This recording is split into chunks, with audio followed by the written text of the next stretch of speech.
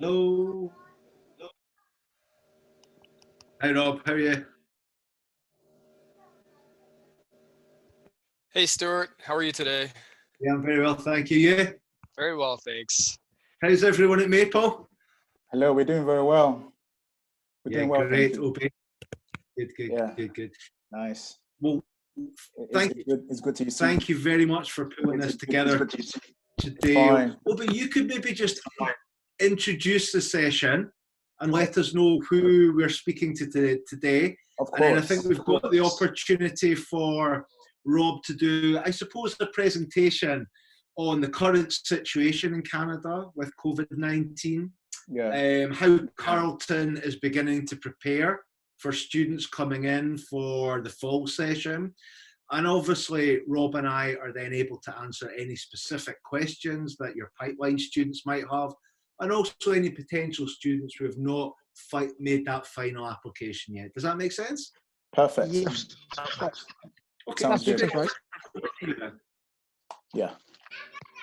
Before I start, I just want to quickly make sure everyone else is muted. So if you're not muted, can you please mute your mic so that we don't get some noises interfering with our session.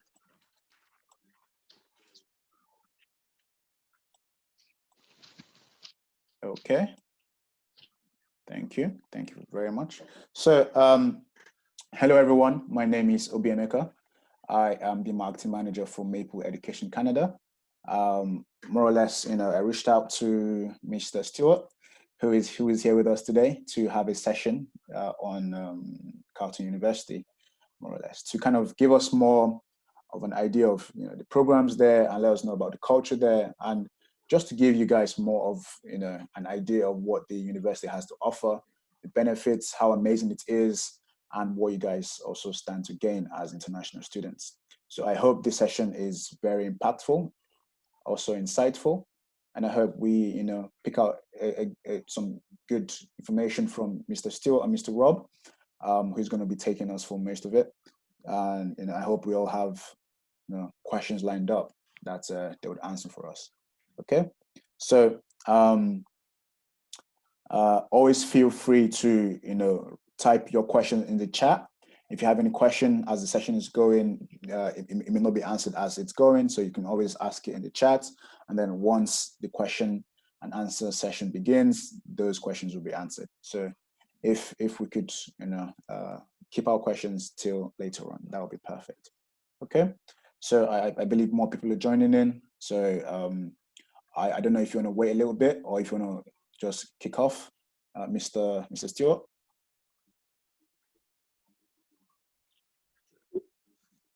Obi, do we know how many we have attending at the moment? How many do we have on at the moment? We've got 11 or so. Yeah, right now there's 11 people here, but we were expecting around 35 people to join in.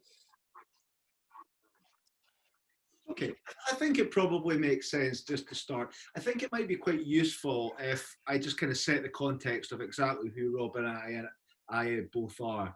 So you can probably tell from my accent that I'm not Canadian. I'm actually Scottish and I'm based in Scotland, but I've been working with Carleton University for over 3 years now. And Rob and I are very much Team Africa for Carleton University.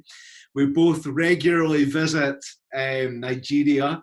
Twice a year, we visit in the autumn, and we usually visit in the early spring.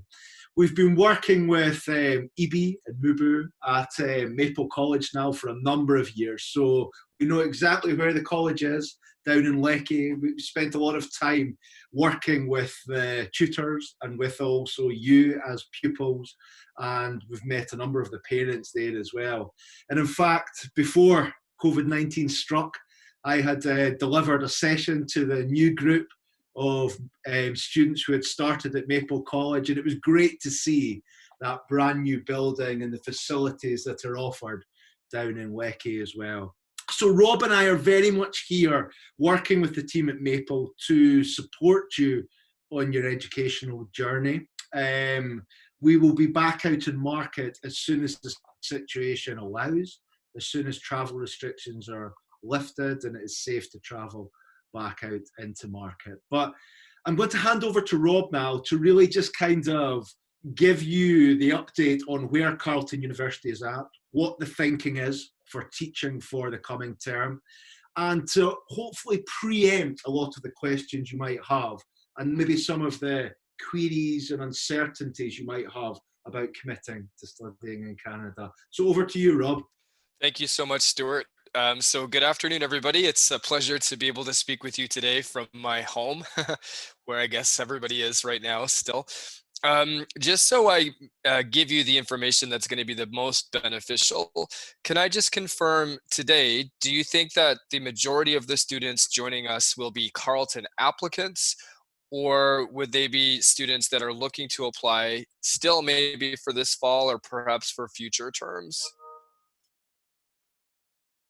So we've kind of given out this session to people who are looking at possible universities to apply to, not just our current email list, but also new people who got to see about the session. Also, hopefully, I'm hoping that we have three or four of our clients who've applied to your university to participate as well. So hopefully, they join us, but I'm not sure if they're here yet, but hopefully they do join us. Okay, that's great. So in that case, I'll speak more about why you might want to choose Carleton University and what makes the university distinctive. And then, of course, I'll talk about the current situation as well. So maybe what I'll do quickly is share my screen. If you're able to give me sort of control to do that, then I can bring up some slides that people can sort of look at while we speak. So just while we do that, I'll start to speak. So again, everybody, my name is Rob Finlayson, and I'm speaking to you all today here from Ottawa, Canada's national capital city. It is a distinct pleasure to have this opportunity, and it's nice to put some faces to names. As Stuart mentioned, we, of course, travel together to Nigeria regularly. We had a chance to see the school before it opened, which was just amazing to see that big project coming to fruition. So I'm very much looking forward to seeing you on another visit in the future when it's safe to do that. So I'm just bringing up my slides now, and we should be able to start. So as you contemplate studying overseas and as you look at various opportunities around the world, there's amazing universities in different countries, obviously. You guys need to do your homework, you need to do your research and be well prepared to make an informed decision. It's an expensive and time-consuming activity, university overseas, of course. You want to make sure that you're making a sound investment in yourselves. I myself am a former international student, and so I can say from my own personal life experience that studying overseas is tremendously rewarding, enriching. It will obviously empower you for professional opportunities, but also prepare you for having critical thinking skills and just a really solid, better understanding of the world. So I applaud you for embarking on this quest. Carleton, of course, is based in Canada, and international students are increasingly looking at Canada as being a leading country for post-secondary education. So why is that? I think you may have some of those ideas already. You guys are studying the Ontario Secondary School Diploma, so you should know a little bit about Canada. Perhaps you've even been. I guess what you might not appreciate is one of the things that really sets Canada apart these days for international students is our system here in Canada is publicly funded. And so when you consider and look at all of Canada's universities across the country, about 100 universities in total, these are all government universities in the sense that we receive public funding and we're held to high standards of accountability for our accreditation. So within the Canadian context, what you don't find are some really excellent top-ranked universities and some terrible universities that aren't particularly good. You find really strong education right across the country. And so when you are looking at Canada, rankings and, was it a good school? It's just not part of the conversation as much as finding a school that's going to be the right fit for you. So the best advice I can give to you today is if you are considering Canada, you should be looking more for a school that has the right culture, the right program, the right opportunities for you, where you're going to really thrive. But you don't have to be worried about whether or not it's a good school.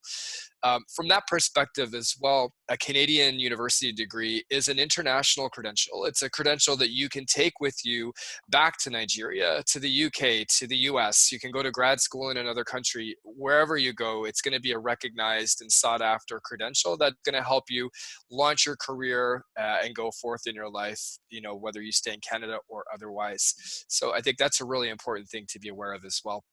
When you look at cost of education, Canada compares favorably to some of the other countries you might be considering as well. So when you compare that kind of cost to quality ratio, it really is very, very exceptional value for students as well, which is important to be aware of and to consider.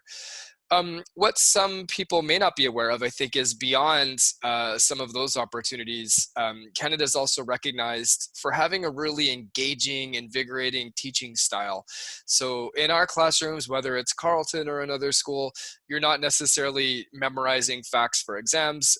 We're going to have you getting out into your community, doing co-op internships, research opportunities, debating ideas, all kinds of things that really create lasting learning impressions well beyond memorizing facts for exams as well.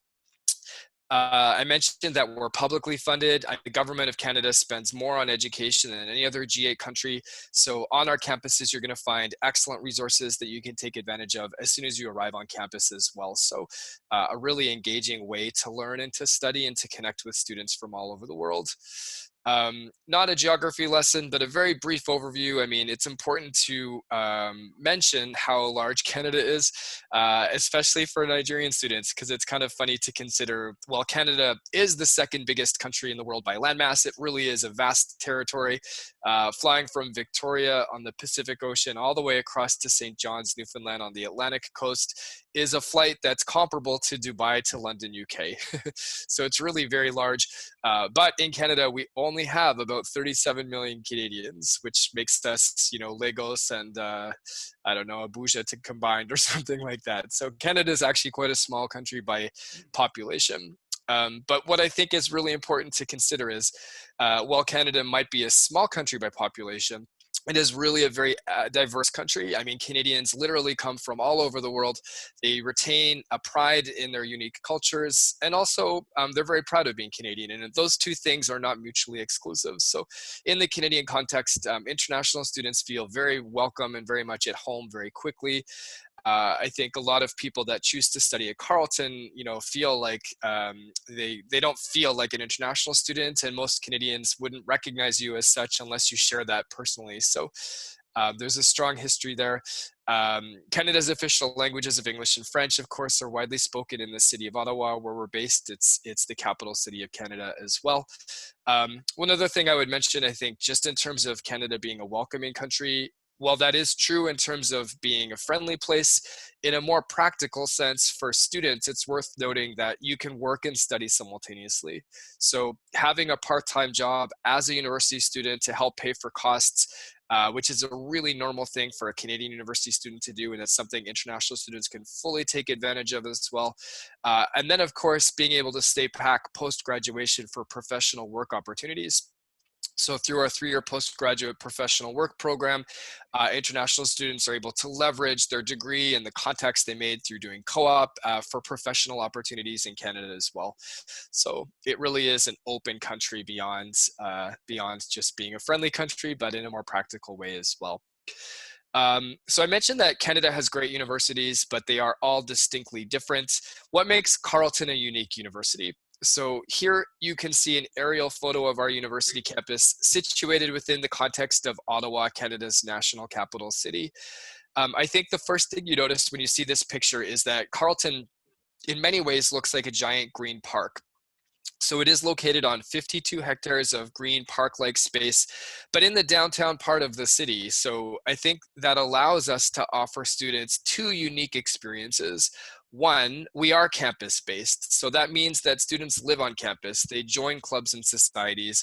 If you visited Carleton's campus on a Wednesday night or a Sunday morning, it isn't a deserted office park. It's a vibrant student community. So whether it's our student run campus radio station, which is the oldest in Canada, to working out in the gym, to meeting up with friends at a pub. I mean, there's tons of vibrant student life happening all the time. But simultaneously, we are in the downtown part of Ottawa, so you really do have full access to all the resources you find in a capital city like Ottawa. In terms of our profile as a university within Canada and globally, we are considered to be a medium-sized university. So we have about 31,000 students that study bachelor's, master's, and PhD programs. I mentioned the graduate programs because that, I think, highlights how important research is to the university. So professors that are teaching undergraduate students are actively also creating brand new knowledge in their respective fields as well. Of our student body, we're really proud of the fact that about 17%, or approximately 5,000 students, are from overseas. And at Carleton, our international student community is not overly reliant on one or two countries. I mean, we have students from the United States, from Mexico, Latin America, Europe, Asia, Africa, the Middle East, and of course, right across Canada too. And I mention that because I think as a Nigerian student studying at Carleton, you really do get an opportunity to make friends and connect with people from all over the world. And then when you finish your degree, whether you choose to stay in Ottawa, whether you go back to Lagos or you live in another country, you're connected to this international community of people that you've met and gotten to work with and study with while you're with us at the university. So I think that's a really interesting consideration as well. Carleton, of course, does fairly well in the rankings, both within Canada and overseas. We typically rank in the top 5% of the world's universities. In Canada, the only formal ranking that the country offers is through Maclean's magazine, which is the kind of like the Times, but in the Canadian context. On the Maclean's, we rank 5th in Canada. So, and of course, some of our programs are highly ranked as well. So in terms of rankings, as I say, I don't think they really matter all that much in the Canadian context, but that's something you can look at as well. The other thing I'll mention is you can see we're bordered by water. That's the Rideau Canal, of course, which is a UNESCO World Heritage Site. And of course, for some of you thinking about Canada, you might have questions about climate. We are based in Ottawa, Ontario, which is just about an hour from the US border. So that means we're also close to major US cities like Boston, Chicago, Washington, DC, and New York City are all fairly close to us. So similar climates winter-wise. We do have hot summers, of course, which is now very sunny days, typically between 30 and 35 degrees Celsius. Beautiful beaches in the city that you can swim at. Autumn is when the weather gets a little cooler, but you still have nice sunny days. And if you looked at our campus in the fall, you'd see those really beautiful colors, the reds and yellows and oranges. People travel from all over the world to see that. Winter, of course, December through March. The Rideau Canal is the world's largest skating rink. We are fairly close to some really great downhill skiing and snowboarding. We have groomed Nordic ski trails throughout the city as well. So lots to do in the winter as well. But if you are worried about colder days, of course, if you live on campus, you can use our tunnels. Every single building on our campus is connected by underground tunnels. A lot of people really think that's fun. So you actually can still wear shorts in January as long as you're using the tunnels as well. And then, of course, spring comes and people are happy to see the flowers again. So I'm not going to continuously talk at you. A few more points that I think are important, though, before questions. I did mention one of Carleton's key strengths, I suppose, is just being based in a GA capital like Ottawa. By virtue of being in the city, Carleton has really unparalleled access to really unique resources for learning and teaching. Obviously, it's the seat of government, so for looking at politics, diplomacy, international relations, all of that activity is found in the city. But beyond that, of course, all of the government research institutes, corporate headquarters, nonprofit. Ottawa also has a thriving IT sector. So we're sometimes known as Silicon Valley North because of this. A huge number of IT companies, big international ones as well as local. Some of you may be familiar with the e-commerce platform Shopify, which of course is an Ottawa-based company. Really interesting opportunities in that sector as well. Beyond that, of course, Carleton is one of 4 universities and 2 colleges in the city. So there's a lot of students that live and study in Ottawa simultaneously. I won't speak about all of our degrees, but I will say that we do offer 22 different undergraduate degree programs grouped over 4 faculties. So engineering and design, science, social science, business, we offer a broad array of subjects, many of which can be combined together. So it isn't a rigid approach to learning. It's one that allows for you to pursue your intellectual curiosities as well. A few standouts that I should mention, I think. One, of course, journalism. Carleton is home to the oldest journalism school in the country. Many graduates have gone on to have really interesting and exciting careers in that particular field. What makes our program unique, of course, is it's not limited to a specific type of journalism. On campus, we have a television studio, a radio station. These students produce their own newspaper and, of course, new media as well. Beyond that, we also offer communication studies and digital media and storytelling programs. One of the most important faculties at Carleton, of course, is engineering and design. We have one of the biggest engineering schools in the country. We offer undergraduate, master's, and PhD programs across engineering and physics, biomedical engineering, environmental and sustainable renewable energy, one of the only full aerospace programs in the country. So looking at all engineering systems related to flight, but all those core programs you expect to find as well, like civil, electrical, and mechanical, obviously. And then of course, a world-class architecture school, very prestigious program, and industrial design. For science students, of course, we have mathematics, information technology, computer science, more options as well. The one that I really want to highlight, though, is we're really well known for health sciences. So lab-based research related to human health. So if you're looking at studying medicine or maybe being somebody that does advanced research related to disease, Carleton's an excellent fit for you. And we have amazing resources both in campus and in the city as well.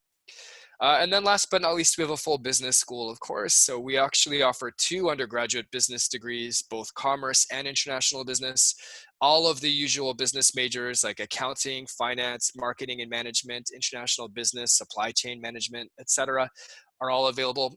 We are one of the world's 2% of universities that hold the international accreditation AACSB, so a really rigorous set of controls. The picture here you see is our brand new business school building, which is in the final stages of being built. So as of this fall, this new facility will be available for business students as well. Across all of our degrees, we engage globally. So for international students, as a Nigerian student studying at Carleton, you are already having an international experience. But if you wanted to do an exchange overseas, if you wanted to get involved in research, etc., we do offer a lot of connectivity with universities in Nigeria and around the world. So ways that you can sort of further expand your profile as a student. Some more practical slides here, just quickly. This is our cost for 1 year of study. So tuition plus living on campus, books and supplies, and spending money. We acknowledge that for some families, it's a little bit of a challenge. We offer a lot of ways to help you pay for university. So one of the most interesting ways, I would say, is through our co-op program. Carleton has one of the more robust co-op offerings in Canada. About 90% of Carleton's degrees offer co-op, which is basically professional paid work experience in your field. So being able to get the opportunity to work for well-established organizations directly related to your degree program, earning a salary, of course, but making business contacts, building a LinkedIn profile, laying the groundwork for future professional opportunities when you finish the degree. Obviously, that's a great way to pay for university because these salaries are the same as entry-level salaries. But also we have one of the biggest entrance award scholarships in Canada. All of our applicants are assessed for entrance scholarships based on their grades. If you qualify, you would receive an award at the time that you're admitted. They range from $4,000 to $16,000 allocated across the degree to lower the cost. So you could receive a scholarship to reduce your tuition. You can apply for our prestige scholarships, which are more generous, but based on extracurricular activities. And we are one of the few universities that also gifts money based on financial need. So you could receive a bursary to come to Carleton based on your personal family finances as a second and third and fourth year student. So these are not huge amounts of money, but collectively, when you look at all of them together, it can make a difference. And then combine that with the fact that you can work and study part-time. There's a lot of ways that we can help you as well. Last but not least, I think once you've decided to come to the university, the next big step is going to be where will you live. We do offer a full slate of residence offerings as well as health services, restaurants, and cafes. I mean, many students live on campus. If you want to live on campus, you can do so, and it's guaranteed for all of our applicants applying directly out of high school. If you don't want to live on campus, we do offer assistance in providing off-campus accommodation as well. But living on campus is a great way to start because you make those friendships that sustain you throughout the undergraduate degree. Maybe after second or third year, you and a group of your friends could rent a house in the city together to lower your costs a little bit. Of course, in the post-COVID environment, private rooms are pretty much essential. So, historically at Carleton, we've had shared rooms, private rooms, and apartment-style residences. But until there's a vaccine, I think all students will be living in private accommodation. And then something to close on, I think, is, the campus societies that Carleton offers are really, really strong. As somebody that studied at a few different universities, I do think this is something Carleton does exceptionally well. So obviously studying your program is your most important consideration, but being able to develop yourself outside of the classroom through joining clubs and societies, meeting up with friends, it's a great way to kind of build different leadership skills. So this could range from chess club to snowboarding club to being involved in your program, like the Engineering Student Society, for example, and then you get to compete in international competitions. So all of those activities can be documented through your co-curricular record, which you can then use when you're marketing yourself to potential employers. So beyond that, of course, amazing facilities, which you have access to right from first year. Carleton also has put out a call to the world's universities to engage with us on accessibility. We believe we are the most accessible university in the world. Big claim, of course, but again, it's an open call to be refuted. All programs are fully accessible regardless, whether you're in a wheelchair, whether you're sight or hearing impaired, whether you need full attendance services or you have a disability. All of it's free. We don't charge for any of that additional support as well, in case any of you are looking for that. Admission is based on grades. When you apply from Nigeria, we're looking for your WIAC exam results, but we do make conditional offers based on your high school transcripts. And of course, we've been making student offers since December. So as soon as you feel comfortable applying, if you're a OSSD student, of course, then by all means, you should apply using your Ontario secondary school grades. We also encourage you to apply through the Ontario University Application Center if you are doing the OSSD, because that allows for the province to send your grades directly to the university, and it's a seamless process. So it's a very straightforward way to apply. If you are doing any additional courses like IB or AP courses, I don't know if that's germane for today, but we do offer transfer credit. Friends, I've been talking a lot, so I'm going to finish up here. I'm going to close by saying, one of the best ways to get a better feel for Carleton is by hearing from students. I don't have any students with me today, but I do have a YouTube channel where we have many students that have spoken about their experiences. We have student bloggers as well. So if you visit us at carleton.ca, you can check out our various social media feeds, YouTube, Instagram, Twitter, obviously, Facebook. And of course, we host events all the time. So we have some of our Nigerian students that are speaking and talking about their time with us or current time. So do your homework because it's, as I say, a big decision. So I'm going to leave it there. Stuart? Yeah, Rob, thanks very much. I think that just sets the context really well in terms of what the opportunities are at Carleton and the types of subjects that can be studied there. Rob, I think it might be quite useful if you maybe just talk about the kind of timelines and a little bit around COVID and what that means for the university, what that means in terms of teaching. And I suppose for students who are thinking about this September and possibly thinking about the fall in January, maybe talk through that timeline piece and what important dates are going to be coming up over the next couple of months. Yeah, that's a good idea. Okay, so for prospective students that are contemplating applying to Carleton next year, our application will open in September. And so from September onwards, we will be looking at applicants. We usually start making conditional offers based on your midterm grades from the OSSD in December.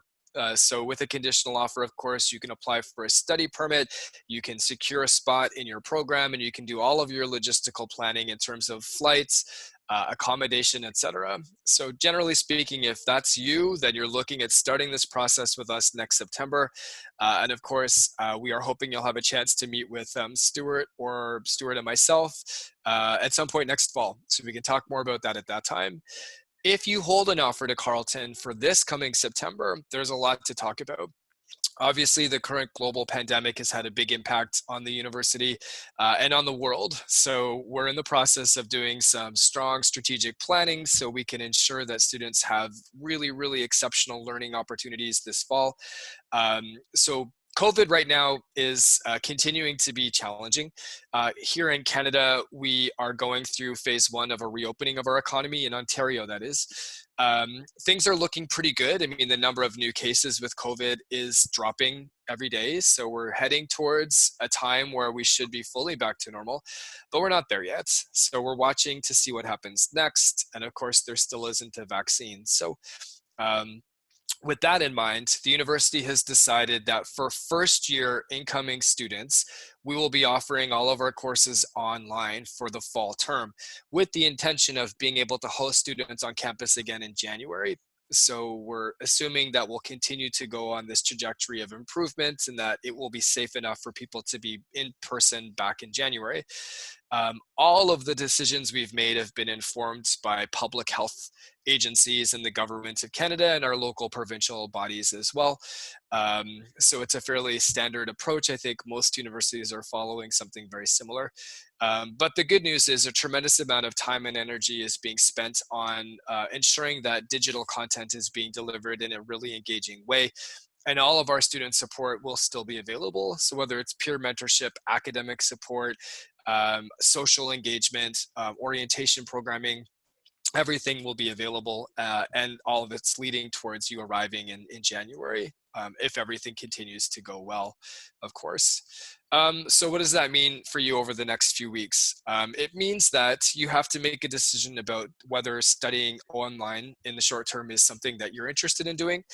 I think you would have to weigh that against the time before you're able to arrive on campus. So we are allowing deferrals. So if you hold an offer to Carleton and you want to defer the offer to the next term that it's offered, you can do that. But not all programs will be offered in January. So it could mean waiting until the following September, which is a year. So if you're wanting to wait a year, for sure that's possible. Otherwise, starting online and coming in January will allow you to continue your studies along a similar time frame that you would have been considering before. Unfortunately, COVID has been extremely disruptive to the world, to all of us. It's just one of those things we just have to work with. But we're working really hard to provide everybody with a great experience regardless. So the university is open. Everything at Carleton continues to function. We're just working remotely. Upper year students will be studying on campus even over the summer. So this would be graduate students accessing labs, and then returning students in programs like engineering and other STEM subjects where lab work is really important. So depending upon your circumstance, you may be on campus earlier as well. Thanks, Rob. And I think it's also worth mentioning as well, just the kind of response from the Canadian government as well, in terms of the support for international students. And I think it's important for any student who is currently in the pipeline and has applied to Carleton or is potentially thinking about applying to Carleton for January or for the following September, that even if they start their study online, Rob, back in Nigeria, and maybe the first term is studied in a blended or online learning, actually the opportunities, those hours of study will count towards the Canadian post-study work visa, which I know a lot of the students on today will be really interested in. You can maybe just expand on that a little bit, Rob, and talk through that piece. For sure, yeah. So we're really pleased to have seen a really coordinated and compassionate approach from the government here. So I think they also have been really responsible for being strategic and understanding the circumstances that everybody's in. And so we understand that there's a relaxing of some of the requirements related to the study permit, just in terms of being able to access some of the things you might need when you start that process. Yes, and as Stuart mentioned, of course, that being able to stay back and work when you finish the degree is based on a number of factors, including number of hours spent in Canada. Historically, distance learning would not have qualified, but they've clearly articulated that for now that would be waived. So starting online would not preclude or impact that opportunity for you later as well, which is really, really good. If you are applying for the study permit, which we know, unfortunately for Canada, is a bit of a longer process than other countries, but coming in January allows for more time for that to happen. So if you start the study permit process sooner than later, you have from now through till December basically to complete that, and that's more than enough time, of course. So it does give you a bit of breathing space on that front. Yeah, and I think it's just worth reiterating that message to our friends at Maple, and also to you as students who have maybe got a conditional offer letter to study at Carleton. Once you have that letter, then we would strongly recommend, if you're looking to actually then progress onto campus, to get your application in for your study permit as early as possible. Although they're not necessarily processing them at the moment, it's worth still making that online application so you've queued your place in the system, so when things do get back up and running, you'll be in a position for your study permit to move forward as well. And I guess that's what Rob and I are both trying to say today, is that don't stop. If you're serious about studying in Canada, serious about studying at Carleton, there's a very strong support package in place there. Carleton is adjusting to the current situation it finds itself in, but that still means that there's going to be a strong academic learning environment for you as a student to start your study. And so I guess you've got a couple of choices to progress with the current system as it is at the moment. You've also got the deferral, and for those of you who are looking at next September, again, applications will open later on in the year. So maybe this is a good point, Obi, to go back to you guys across at Maple. Is there any questions that have been coming in from the students, or there's any questions our good friends and partner at Maple would like to ask while Rob and I are on? Yeah, I think the students the prospective students might have some questions.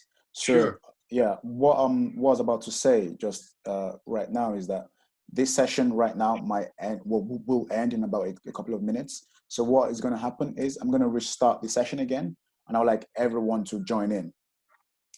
I don't know if we all got that. Hello? Hello?